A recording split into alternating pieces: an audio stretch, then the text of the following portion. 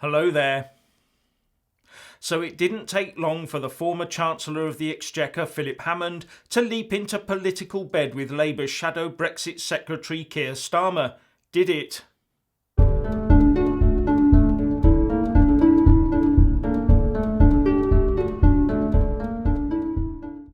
Philip Hammond and Keir Starmer are reported to have got together just before Boris took charge of the keys to number 10 to hold talks on how to stop a no-deal Brexit on the 31st of October. And The Guardian says, it is understood that the former political opponents, Hammond and Starmer, agreed to work together through the summer recess with other leading parliamentarians who oppose no deal, including former Tory ministers Oliver Letwin and Dominic Grieve, to thrash out how best to use parliamentary votes to torpedo no deal. And now that Michael Gove, who as the new cabinet minister is heading up no-deal Brexit planning, has come out and said that the government assumption is now that there will be no deal, as well as the new Chancellor Sajid Javid saying that no-deal Brexit money will be there, the Remainer MPs like Starmer and Hammond will be redoubling their Remain efforts. And as far as I'm concerned, it's not just the no-deal Brexit they're out to stop. Now, The Guardian says they have three main ideas on how to stop Brexit. The first is to make the usual Remainer amendments to the 5 Brexit-based bills on trade, agriculture, fisheries, immigration and financial services that still need to go through Parliament. Once the amendments are in place and accepted and the bill signed into an act, then no deal could be stopped. The second plan is to go through the procedure to take control of the House of Commons order paper again, so a Remainer backbench bill that stops a no deal on the 31st of October could be passed quickly into law. The third idea they have is a vote of no confidence in the government. But although The Guardian talks about a resulting general election, as I have pointed out before, a House of Commons briefing paper informs us that the earliest a general election can now be held as a result of a no confidence motion is the 31st of October. That's obviously too late to stop a no-deal exit from the EU, unless it has an accompanying Article 50 extension.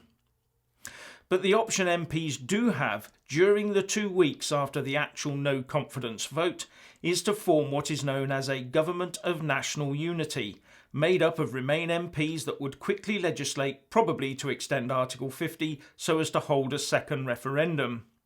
But they do have one little problem with that one, and that is that the only person that can call an official vote of no confidence in the government that might trigger a general election is, I believe, the leader of the opposition, one Jeremy Corbyn. Now, if the Boris Johnson government loses that vote of no confidence, then the House of Commons has 2 weeks to either change its mind and pass a vote of confidence in Boris's administration, or to pass a motion of confidence in a new government. Otherwise, a general election is triggered, shutting down Parliament as the clock ticks down to a no deal with no one opposing it. And the main problem for the Remainers is that if Jeremy Corbyn is the one calling for the motion of no confidence, he will want to be the person at the head of any subsequent government, won't he? Be in no doubt Corbyn wants to be PM. But the Remainers will want someone else like Yvette Cooper, won't they? Does anyone really think Corbyn is going to stand aside with his dreams so close? Will he trust those Remain MPs trying to woo him into calling for a vote of no confidence and then call one? After all, they could drop him from their plans like a sack of rancid spuds the very next day. And if he does end up being the one asking for MPs to vote to say they have confidence in him to form a government, any Tory MPs that think of doing so could find themselves being threatened with ejection from their party if they do. And there are some on the opposition benches who would also vote against Corbyn, so Corbyn might not win that vote anyway.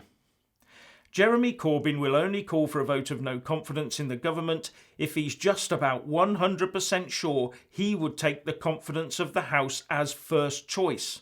And more importantly, he will then have to be sure he can keep that confidence as well.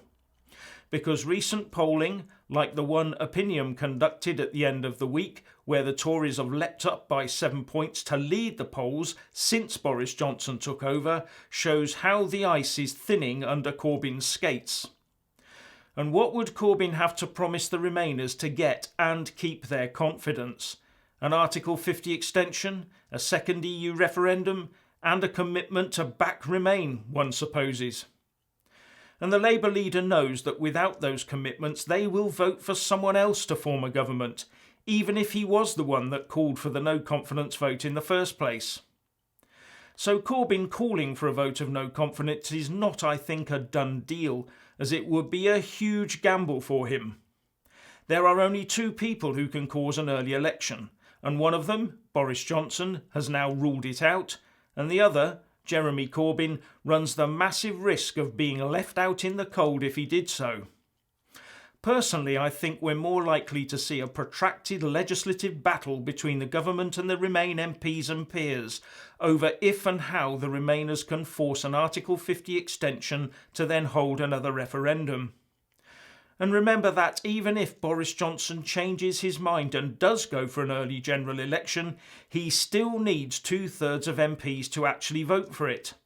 And if they think they can stop Brexit by keeping Parliament going, then they will not vote for an election.